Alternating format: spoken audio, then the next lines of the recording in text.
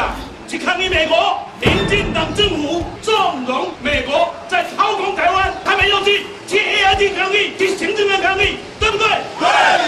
我们的多少钱被拿走了？2个多月前签的 MOU， 签的 ARD， 请问我们签掉了多少钱？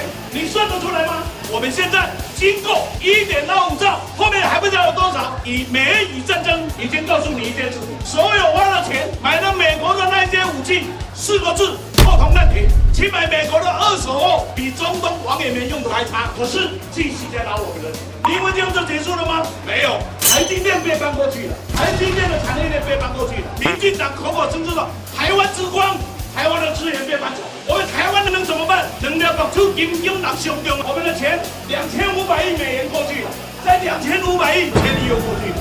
亲爱的朋友，谁在卖台？民进党政府。